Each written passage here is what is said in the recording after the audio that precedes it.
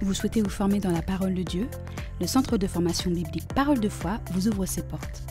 Notre école biblique internationale est un cursus de 6 mois en 2 axes afin de vous donner des fondements solides dans la parole et dans le caractère. Nos enseignants internationaux et experts dans leur domaine vous partageront des thématiques telles que les dons de l'esprit, la divinité de la parole, la prière, la foi ou encore le caractère et bien d'autres. Cette formation est pensée afin d'être accessible quel que soit l'endroit où vous vous trouvez, que vous soyez en France ou à l'étranger. Rejoignez nos étudiants du monde entier dans cette formation qui transformera et bouleversera votre vie.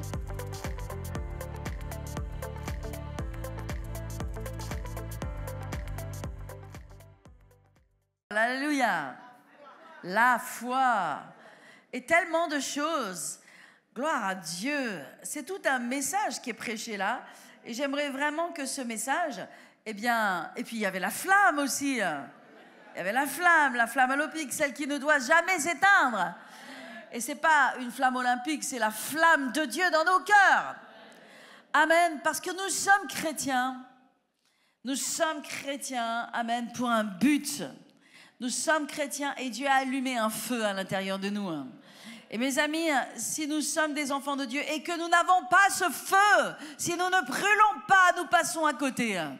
C'est pourquoi c'est très important de ranimer la flamme du feu et du don de Dieu que Dieu a mis en toi. Et c'est ce que l'apôtre Paul a dit à Timothée. Et c'est ce que j'aimerais vous dire ce matin. Ranime la flamme. Ranime la flamme, pas la flamme olympique, mais la flamme du don de Dieu. La flamme de prêcher l'évangile, de témoigner de Jésus, de partager la bonne nouvelle à ce monde, de dire ce que Jésus a fait pour toi, d'amener les gens au salut. Est-ce que je peux avoir un amen, alléluia pour ça? Est-ce que vous êtes là ce matin? Non, vous n'êtes pas là. Est-ce que vous êtes là ce matin? Vous savez, Paul, il nous a dit, j'ai combattu le bon combat. Et on voit cela dans ces images. J'ai achevé la course. Ah oui, c'est une course. Servir Dieu, c'est une course, mes amis. C'est pas une petite course. Et j'aime que l'épreuve qui a été montrée aujourd'hui, c'était pas une course de 50 mètres ou de 100 mètres ou de 200 mètres, c'était un marathon. Prépare-toi à un marathon. La course avec Dieu, c'est un marathon, c'est jusqu'à ce que Jésus revienne. Et dans ce marathon, il va falloir que tu surmontes la fatigue, que tu surmontes les épreuves, que tu surmontes les attaques, que tu surmontes toute espèce de choses. Et c'est pourquoi l'apôtre Paul nous dit comme cela, j'ai combattu le bon combat, j'ai achevé la course et j'ai gardé la foi. Et c'est ce que nous devons faire. Nous devons combattre le bon combat. Amen. Pas nous tromper de combat. Le bon combat, c'est le combat pour les âmes. C'est de faire l'œuvre de témoins de Jésus sur la terre. Est-ce qu'il y a des témoins de Dieu dans ce lieu? Est-ce qu'il y a des témoins de Jésus dans ce lieu? Est-ce qu'il y a des gens dans ce lieu qui disent j'ai besoin de la flamme du Saint-Esprit en moi, j'ai besoin de plus de la flamme de Dieu en moi? On a tous besoin de plus de la flamme de Dieu en nous. Alléluia. Et c'est pourquoi Paul nous dit dans 2 Timothée 2,5, il écrit comme cela. Et l'athlète, il se compare à l'athlète. Et nous devons être des athlètes. Dis à ton voisin, tu dois être un athlète. Voyez-vous, les athlètes, ils se préparent, ils se musclent, ils font des efforts, ils font même un régime, ils font des jeûnes, ils font toute espèce de choses. Nous sommes des athlètes. Nous sommes appelés à être des athlètes. Et il dit, et l'athlète n'est pas couronné s'il n'a pas combattu selon les règles. Amen. Alléluia. Ça veut dire que l'athlète, il a besoin de combattre selon le plan de Dieu, selon la volonté de Dieu. Il a besoin de s'encourager. Et c'est pourquoi vous avez besoin de vous encourager. Et l'apôtre Paul également nous dit dans 2 Timothée 1,6, c'est pourquoi je t'exhorte à ranimer le don de Dieu que tu as reçu par l'imposition des mains. Ranime le don de Dieu. Ranime la flamme de Dieu qui est en toi. Amen. Et ça, c'est très important. Et j'aimerais le dire à toute l'Église. J'aimerais le dire à nos merveilleux leaders, qui sont des leaders. Alors, on a entendu Anne-Marie qui a parlé beaucoup des CDM, les CDM. Les CDM, c'est des groupes de maison. On les appelle aussi des cellules de maison, peu importe. Mais ranime la flamme. Toi qui es un leader, ranime la flamme d'être un leader. Ne perds pas la vision, mais cours dans la course que Dieu t'a ouverte parce que Jésus revient bientôt. Et ce message, il n'est pas seulement pour les leaders, il est encore pour tous les équipiers, puis il est encore pour tous les gens de l'Église.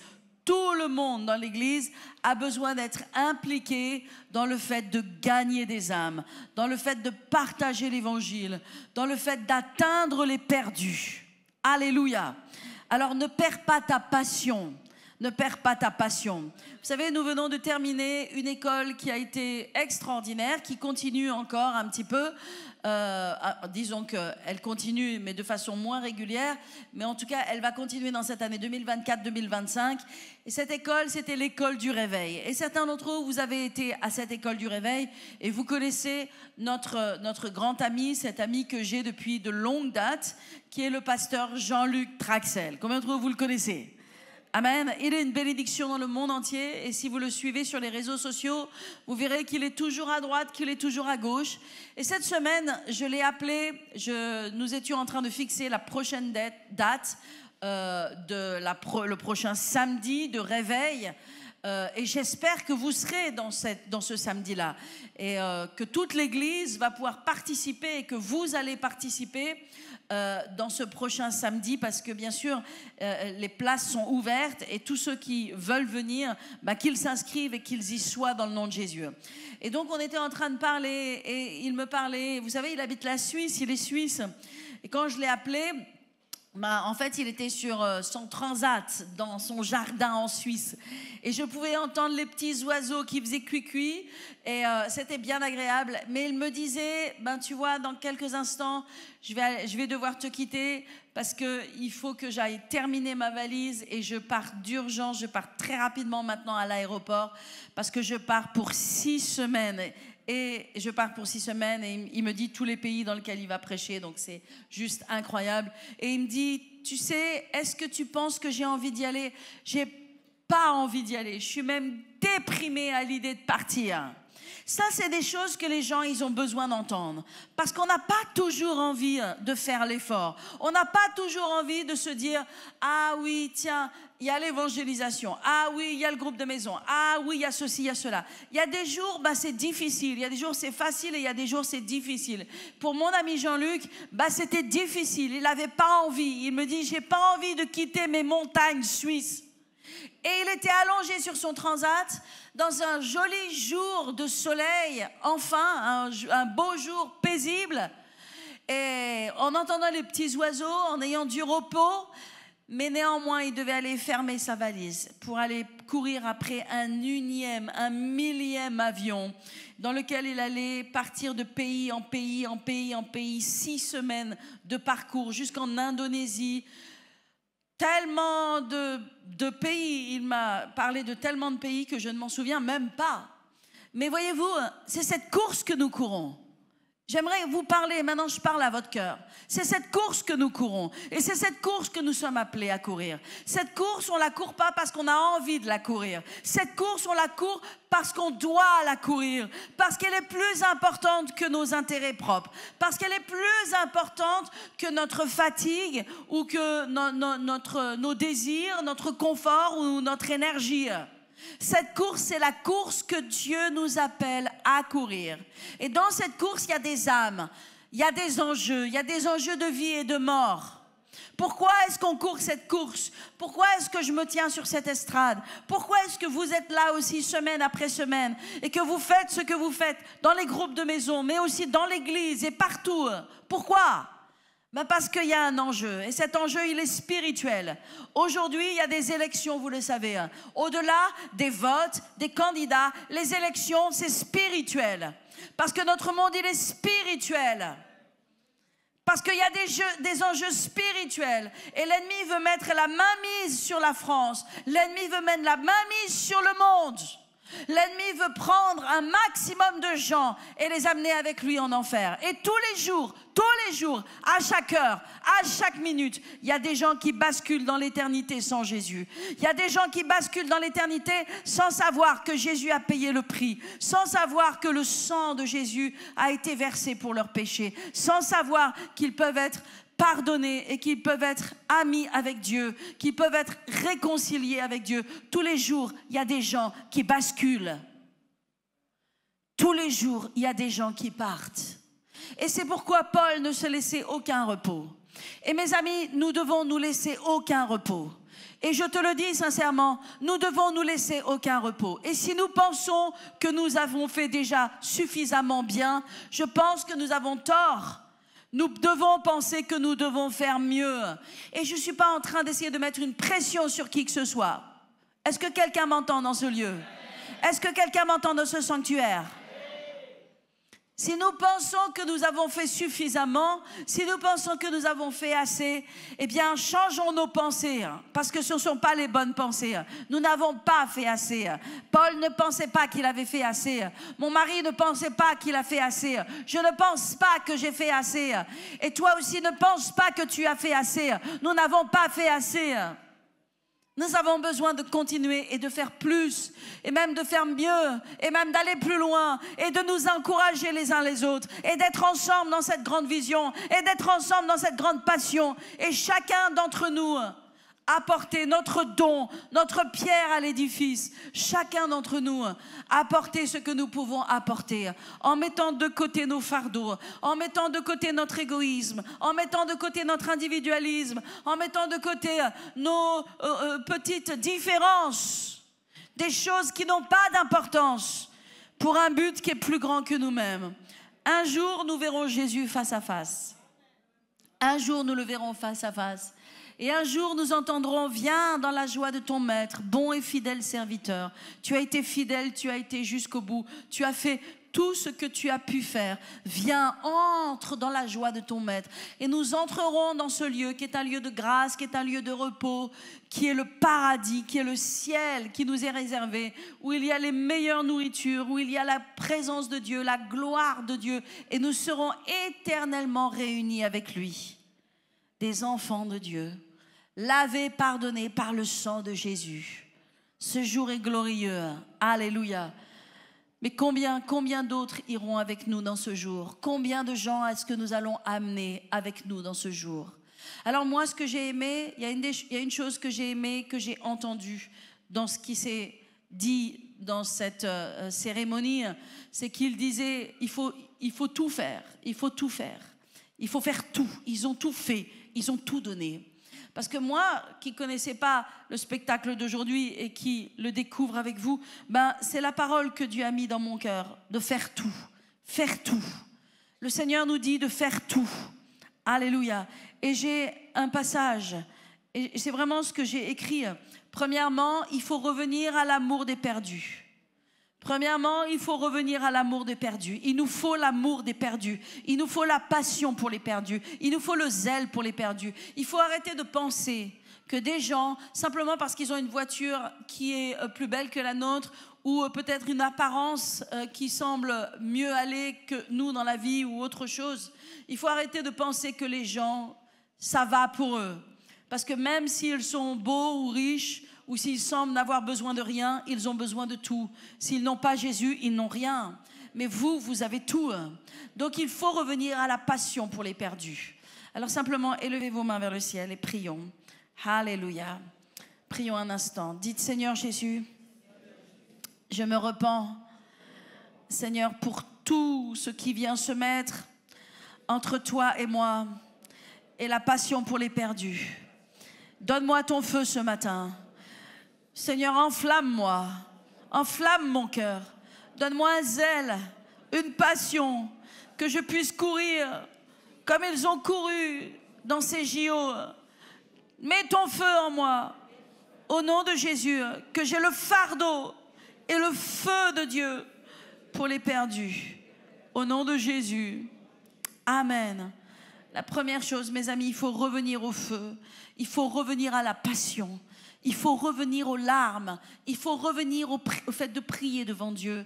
Il faut revenir à ce désir brûlant à l'intérieur de nous.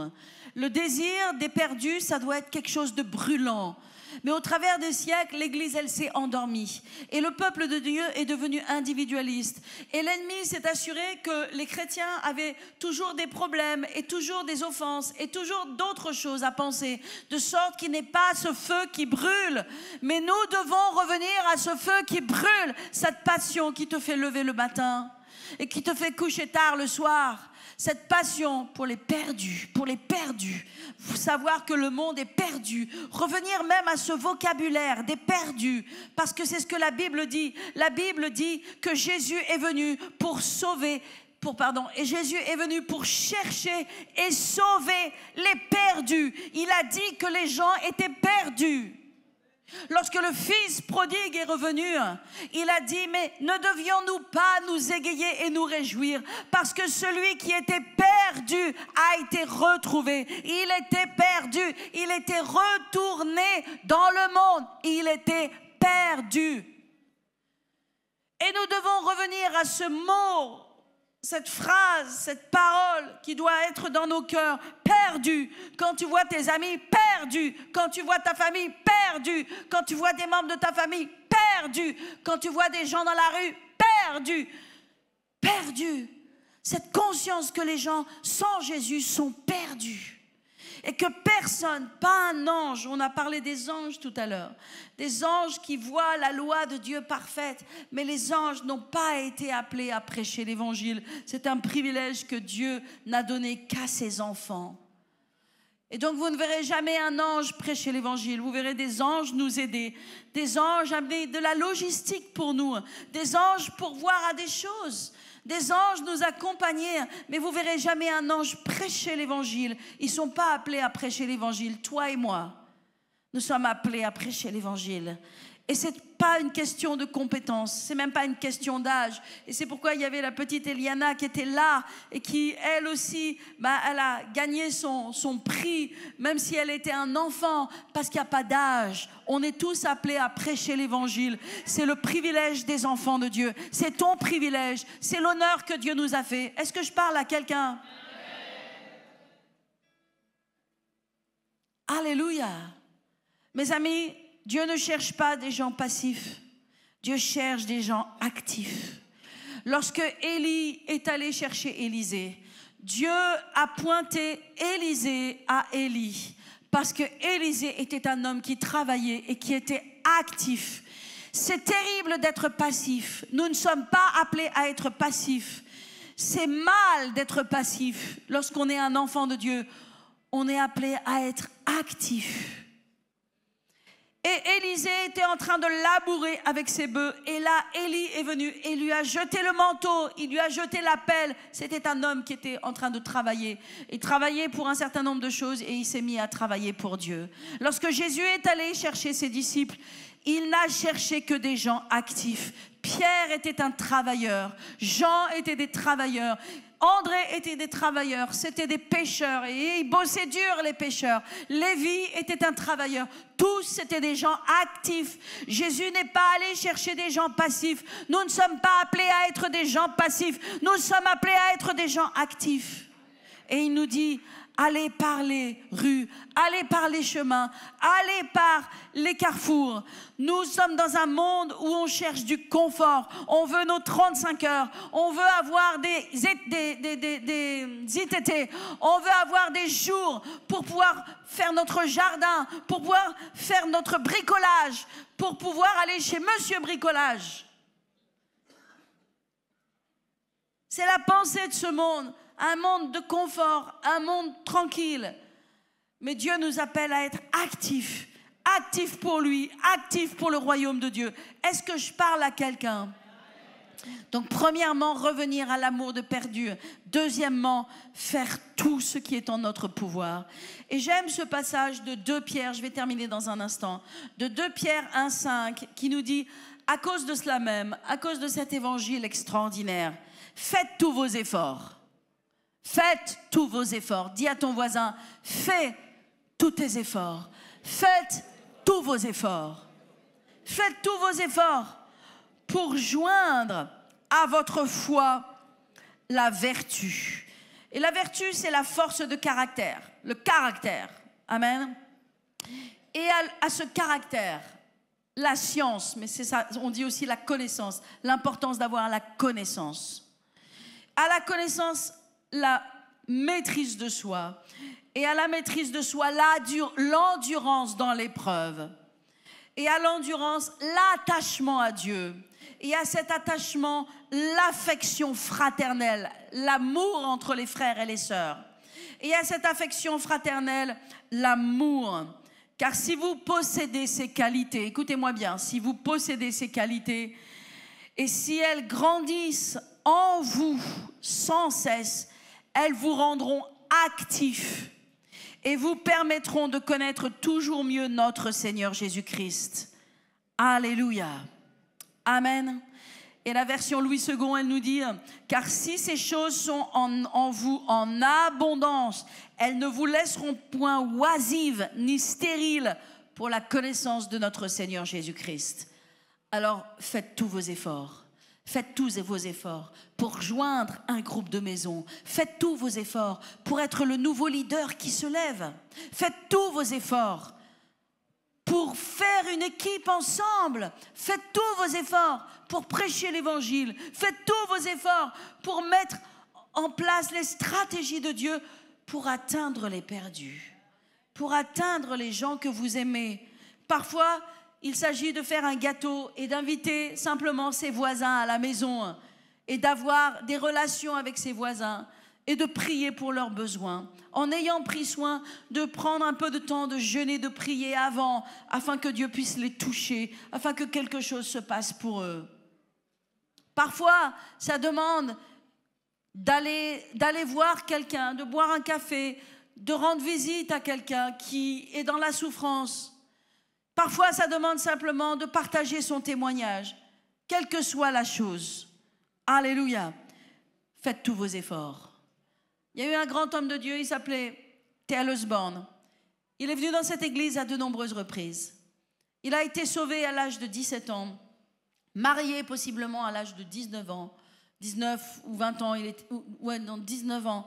Et son cœur brûlé depuis le plus jeune âge. Sauvé, je crois, à 14 ans. Son cœur brûlé pour les âmes. Et à partir de l'âge de 14 ans, il a commencé à faire lui-même des petits tracts où il mettait l'évangile dedans et il distribuait cela aux gens, à tous les gens. Il s'avère que dans sa vie, il a été appelé par Dieu et il a été un évangéliste planétaire. Il a distribué de quelques tracts de l'âge de 14 ans jusqu'à 150 millions de tonnes de littérature chrétienne qui a été déversée, donnée, offerte, mise dans la main de gens dans le monde entier. Parler d'un homme et d'une femme, sa femme aussi, qui ont fait tous leurs efforts pour que les gens sachent, tous leurs efforts. 14 ans, publier lui-même des tracts, aller dans les rues et les donner, jusqu'à donner, livrer gratuitement, jusqu'ici dans cette église, partout en France, partout en Afrique, en Asie et partout. À 21 ans, il avait vendu sa voiture, la seule chose qu'il possédait. Il avait vendu sa voiture, le peu de choses qu'il possédait de ce jeune mariage qu'il avait. Et lui et sa femme s'étaient acheté un billet pour partir en Inde et pour prêcher l'évangile aux Indiens. Pour aller en Inde, prêcher aux Indiens. Et se trouver là, sur le champ missionnaire, rester 1 an, je crois, et pas réussir à gagner une âme et revenir en disant « Seigneur, aide-nous ». Des gens déterminés, pas arrêtés par la difficulté, pas arrêtés par l'échec, pas offensés, de ne pas avoir réussi au bout de 6 mois. Vous comprenez? Quand tu as tout quitté, que tu as tout vendu et que tu es parti, toi et ta femme, un jeune couple marié depuis 1 an ou 2 ans, pour aller en Inde, dans un pays où les gens, c'est une autre culture, Et tu arrives des États-Unis, et ils ont eux aussi des livres noirs, ils ont aussi des dieux, ils ont aussi des croyances, ils ont eux aussi des religions. Et néanmoins, ils ont été là, ils ont prêché l'évangile et ils n'ont pas eu de résultat. Ils n'ont pas gagné une âme en un an. Ils sont rentrés, ils étaient vaincus, ils étaient déçus, ils pleuraient. Et ils disaient, Seigneur, mais on a perdu quoi, on est un échec. Et ils se sont mis à genoux, ils se sont mis à chercher l'Éternel. Ils se sont mis à chercher Jésus. Et vous savez ce que Jésus a fait? Jésus est venu dans leur chambre de prière. Il est venu voir d'abord T.L. Osborne. Et après, il est venu voir sa femme, quelques années plus tard. Et Dieu leur a donné ce feu. Dieu leur a donné cette onction. Vous savez pourquoi? Parce qu'ils l'ont voulu, ils l'ont cherché. Bien souvent, les gens, ils veulent tout avoir pour faire quelque chose. Ah, quand je serai diplômé. Ah, quand j'aurai plus d'expérience. Ah, bah quand j'aurai plus de temps. Ah, bah quand j'aurai fini mes études. Ah, bah quand ceci, quand cela. Ils attendent que toutes les choses soient parfaites pour faire quelque chose pour Dieu.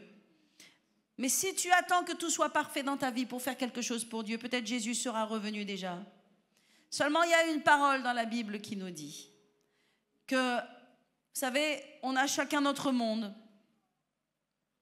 Votre monde, ce n'est pas mon monde. Je ne connaîtrai jamais les gens que vous fréquentez.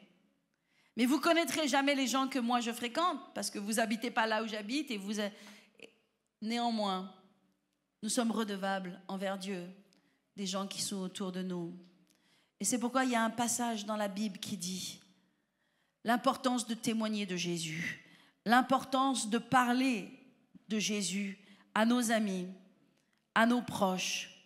Il est écrit comme ça dans Ézéchiel 3 au verset 18. Quand je dirai au méchant, tu mourras. Et la Bible nous dit que le méchant mourra. La Bible nous dit que le pécheur mourra. Pas que Dieu le tue, pas que Dieu le condamne. C'est juste que s'il ne veut pas de Dieu ou s'il n'a pas accepté Dieu durant sa vie, s'il n'a pas voulu que ses péchés soient pardonnés, il ne pourra jamais atteindre Dieu, il ne pourra jamais aller vers Dieu. Donc ce passage, il nous dit dans Ézéchiel 3, quand je dirai aux méchants, quand moi je vous explique que le méchant va mourir, que celui qui n'a pas Jésus, il va mourir éternellement. Pas comme simplement on meurt, mais comme on meurt éternellement. Parce que mourir, c'est le fait de tout à chacun. Chacun d'entre nous, nous mourrons. À moins que Jésus revienne demain, nous mourrons tous. Donc il ne parle pas ici de mourir, parce que ce n'est pas juste le méchant qui va mourir. Le méchant et le juste, nous allons tous mourir sur cette terre si Jésus ne revient pas. Mais le méchant, lui, il mourra. Il ne mourra pas simplement d'une mort, il mourra de la deuxième mort. Et la deuxième mort, c'est la mort éternelle. Cette mort qui ne te ramène jamais dans la vie, qui ne te ramène jamais au ciel, où tu ne verras plus jamais la lumière, où tu seras torturé éternellement, où tu seras dans les mains de Satan, qui est la personne la plus méchante et la plus horrible qui existe. Quand je dirai au méchant, tu mourras, si tu ne l'avertis pas. Si toi, tu ne l'avertis pas. Si tu ne lui parles pas pour le détourner de sa mauvaise voie, pour lui sauver la vie, ce méchant mourra dans son iniquité. Mais sache, dit le Seigneur, que je redemanderai son sang de tes mains. Je redemanderai son sang de tes mains. Pourquoi? Parce que toi et moi, nous savons. Toi et moi, nous avons. Et nous savons. Et si nous savons et que nous ne disons pas, si nous savons et que nous ne faisons pas, alors la Bible dit que nous aurons le sang des méchants sur nos mains. Donne-nous ce feu, Seigneur. Donne-nous ce zèle. Prions. Alléluia. prions ce matin. Fermons nos yeux et prions. Shantaka Brahma. Est-ce qu'on peut prier en langue quelques instants? Kondarama shente kererema sondororo wenderema. Oh Jesus, sobra mama mandororo shenderema ando. La louange va revenir. Shenderema ando. Kendororo santa kararama shandaranama ando. Seigneur Père, non seulement nous avons, mais nous savons et nous pouvons. Alors je prie, Seigneur Père, ranime la flamme du don de Dieu en nous, Seigneur. Ranime la flamme du zèle, de dire et de partager à propos du sang de Jésus, à propos de la croix, à propos du sacrifice, à propos de ce que Jésus a fait. Oh Seigneur Père, alléluia. Oh Père, que ta flamme, pas la flamme olympique, mais ta flamme, Seigneur, brûle éternellement en nous et qu'elle ne s'éteigne jamais. Qu'elle ne s'éteigne jamais, qu'elle ne s'éteigne jamais. Prie pour toi, prie pour toi. Alléluia. Réveillez-vous les amis, ne dormez pas. Oh rabashento kororo senderema ando, senderema ande. Kondarama anto shente kerema sorama. Era bashiro robo sindoro shandama.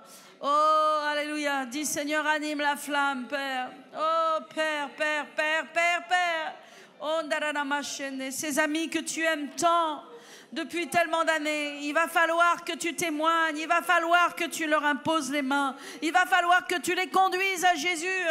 Cette famille que tu aimes tant depuis tant d'années, il va falloir que tu t'en occupes, il va falloir que tu trouves le temps, il va falloir que tu jeûnes et que tu pries pour eux, il va falloir que tu mettes un rendez-vous, que tu ailles manger, prier, parler avec eux. Ces gens-là, que tu aimes, que tu connais, que tu côtoies.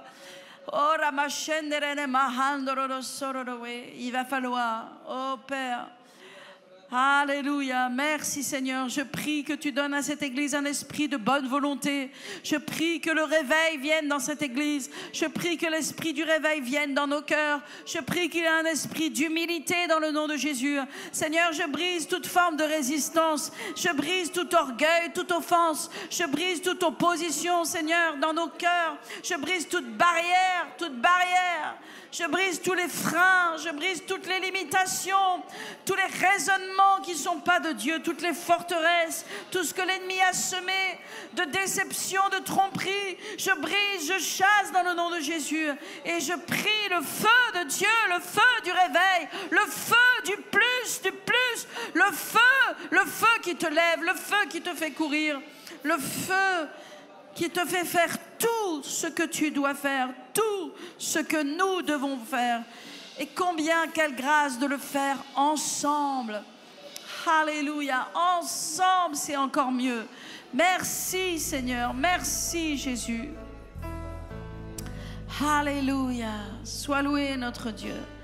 Merci Éternel.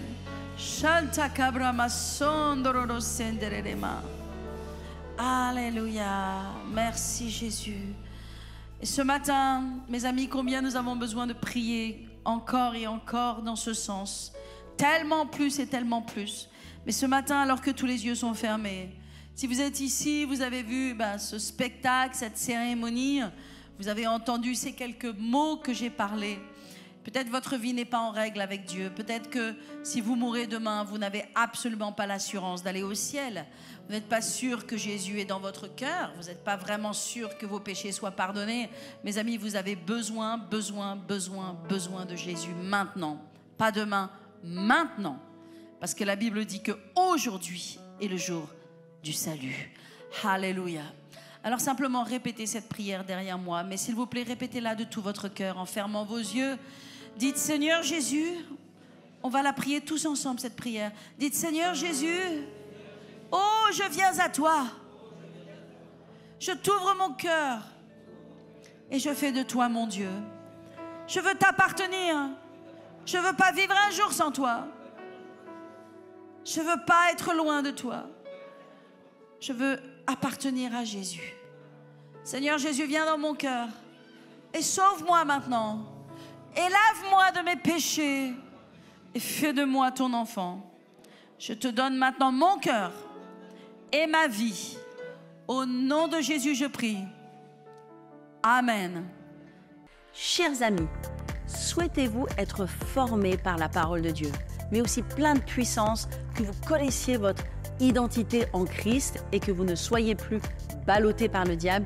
J'aimerais vous dire que vous avez besoin d'aller à l'école biblique.